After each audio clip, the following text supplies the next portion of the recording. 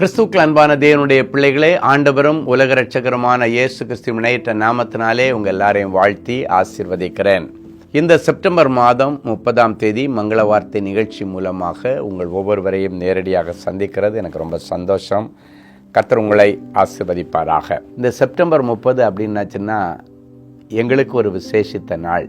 நான் சந்தோஷத்தோடு என் பிள்ளைகளாகிய உங்களிடத்திலே, ஆவிக்குரிய பிள்ளைகளாக உங்களிடத்திலே சொல்ல விரும்புகிறேன்.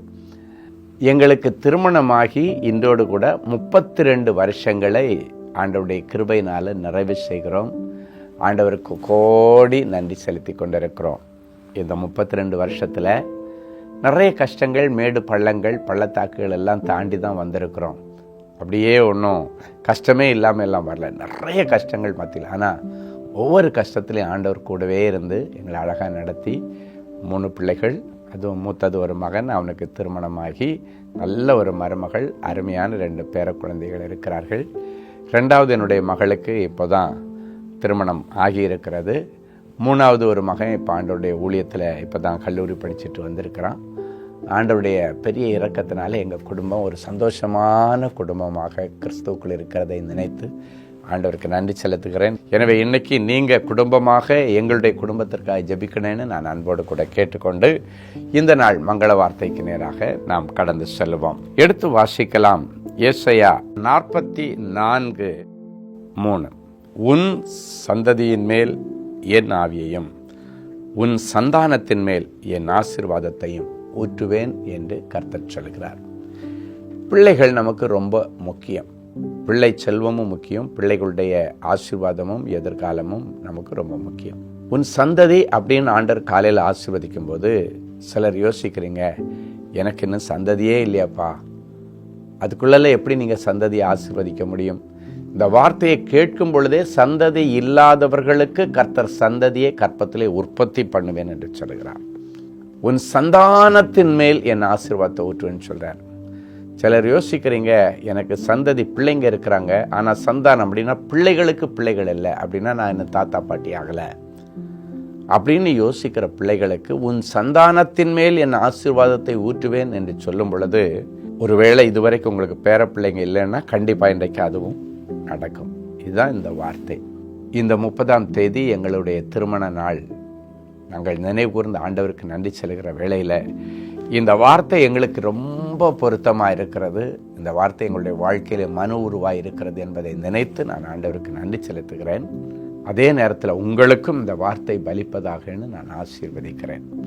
நல்ல நிறைவான ஒரு நல்ல மனைவிக்கு ஒரு நல்ல அரசாங்க டீச்சர் உத்தியோகம், நல்ல பிள்ளைங்க, 3 பிள்ளைங்க, நல்ல மருமக்கள்மார்கள், நல்ல பேர குழந்தைகள், இப்படியாக எல்லாமே ஆண்டவர் ஆசீர்வாதமாக எனக்கு செய்தா உங்களுக்கு செய்ய மாட்டாரா?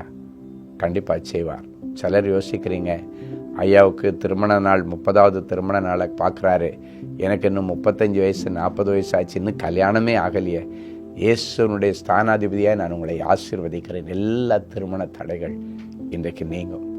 எங்களுடைய திருமண நாளை நாங்கள் நினைவு கூர்ந்து ஆண்டவருக்கு நன்றி செலுத்துகிற நாட்களிலே இந்த நிகழ்ச்சியை பார்க்குற எந்தெந்த பிள்ளைகளுடைய வாழ்க்கையில் இன்னும் அந்த நல்ல காரியம், சுப காரியம் நடக்கலையோ, ஆண்டவர் இன்னைக்கு கிருபையாய் உங்களுக்கு இறங்குவார்.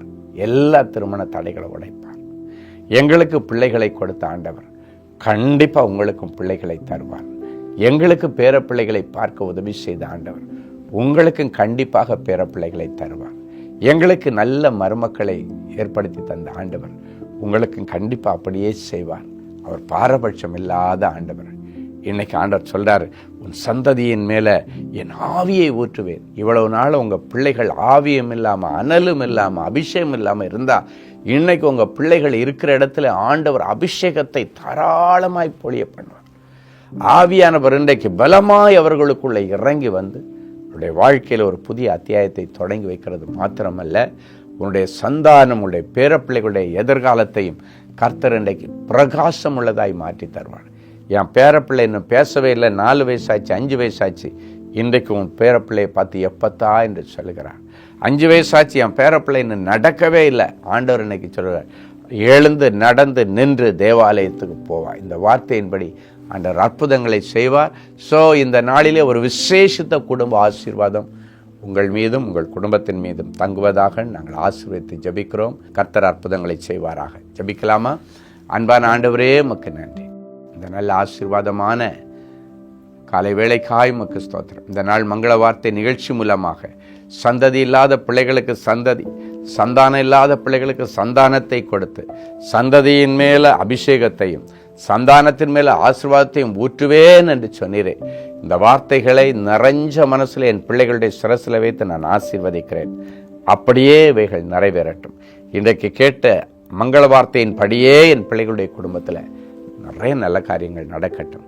இயேசுவின் மூலம் பிதாவே, ஆமென்.